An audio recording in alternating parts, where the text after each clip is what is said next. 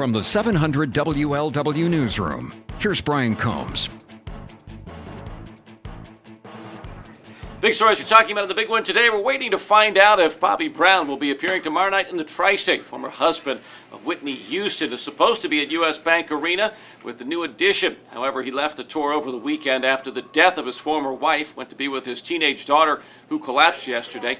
Whitney Houston, dead at the age of 48. No word today exactly on how she died. She was remembered last night at the Grammys. You can find much more about her death clicking over to the local news section here at 700WLW.com. A lot of pictures and videos from the 30 years she spent in show business.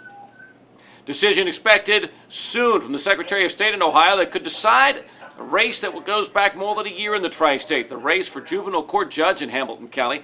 Today, the Hamilton County Board of Elections was split 2-2 on whether to count provisional ballots or appeal a decision from a federal judge on this race. Now up to the Ohio Secretary of State to decide, says he will by the end of the week.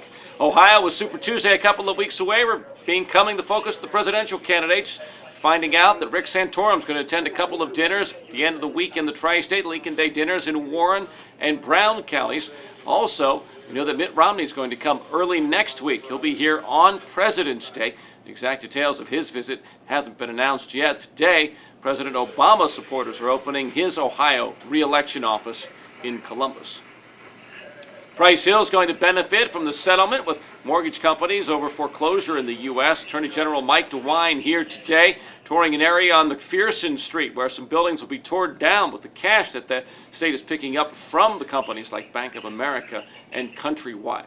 Xavier and UC on the bubble, both losing over the weekend. Now they have to regroup, figure out if they can get into the field of 64 for the March Madness tournament that starts next month. It's been over 20 years in the Tri-State since both teams did not play in the Big Dance.